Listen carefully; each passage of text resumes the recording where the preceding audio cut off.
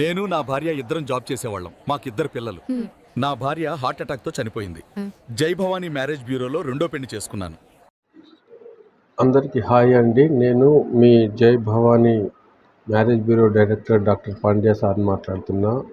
ఈరోజు చాలా బాధాకరమైన విషయంతో మీ ముందుకు వచ్చిన. అదేంటంటే నాకు తెలిసిన కాదు, నా ఫ్రెండ్ ఆఫ్ ది ఫ్రెండ్, నాకు కూడా ఫ్రెండే తను. అంటే నేను పీజీ చేసేటప్పుడు మనకు ఫ్రెండు, తన ద్వారా ఆ ఫ్రెండ్ అన్నమాట. తను మ్యారేజ్ చేసుకున్నారు. భార్యాభర్తలు బోత్ ఆర్ ఎంప్లాయీస్, గవర్నమెంట్ ఇద్దరు కూడా భార్యాభర్తలు ప్రభుత్వ ఉద్యోగులు. తర్వాత అన్ఎక్స్పెక్టెడ్గా వాళ్ళకి ఇద్దరు పిల్లలు మంచిగానే చదువుతూ ఉన్నారు, మంచి లైఫ్, మంచి హ్యాపీగా ఉన్నారు. కానీ సడన్గా వాళ్ళు ఎక్కడికో వెళ్తూ ఉంటే పాపం యాక్సిడెంట్ అయింది. ఆ యాక్సిడెంట్లో మా వాళ్ళ ఫ్రెండ్ భార్య చనిపోవడం జరిగింది. తర్వాత ఆయన ఒక 2 years వరకు చాలా ఇబ్బంది పడ్డాడు. ఆ పిల్లలను చదివించడం కోసము, చిన్న పిల్లలు, మళ్ళీ వాళ్ళ బాగోగులు చూసుకోవడం కోసము చాలా ఇబ్బంది. ఆ ఫ్యామిలీ మొత్తం ఒక్కసారిగా చాలా ఇదిగా సఫర్ అయింది. తర్వాత తను మా దగ్గరికి వచ్చి ఉండే, తను వచ్చి తన ప్రాబ్లమ్స్ అన్నీ చెప్పి ఉండే.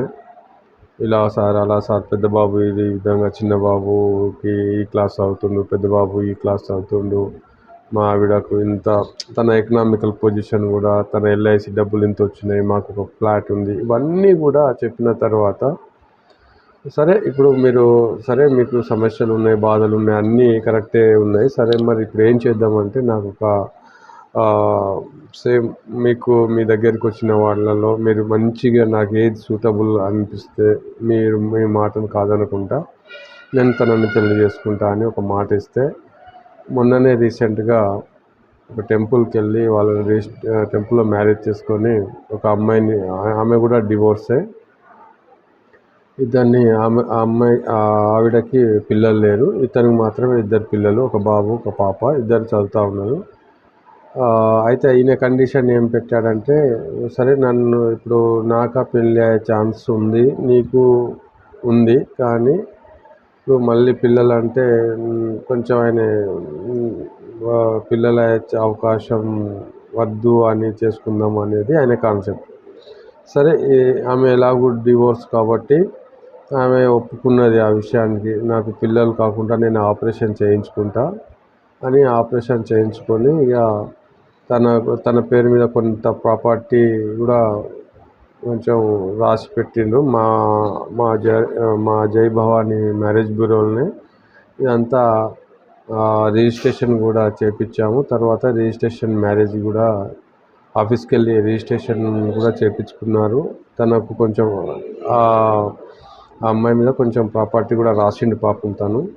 సో ఇలాంటి కేసెస్ కూడా మా జై భవానీ మ్యారేజ్ బ్యూరోలో చూస్తాం. కాబట్టి మీరు డివోర్స్ అయినా, మీరు విడోస్ అయినా, ఎవరైనా కానీ, లేకుంటే ఇంకా వితంతు అంటారు కదా, వితంతు అయినా, భర్త చనిపోయినా, భార్య చనిపోయినా, ఎవరైనా కానీ మమ్మల్ని నా నెంబర్కి కాల్ చేయండి, అపాయింట్మెంట్ తీసుకోండి, మా ఆఫీస్కి రండి, వచ్చి మాట్లాడండి, టైం తీసుకోండి, మాట్లాడండి, పెళ్లి చేసుకోండి, హ్యాపీగా ఉండండి. ఉన్నంత కాలమే మన జీవితంలో హ్యాపీగా ఉండాలి. ఒక్కసారి కనుక దేవుడు ఇది అయితే పరిస్థితులు తారుమారు అవుతాయి. కాబట్టి అర్థం చేసుకుంటారని ఆశిస్తూ మీ డాక్టర్ పాండ్యా, జై భవానీ మ్యారేజ్ బ్యూరో డైరెక్టర్ని.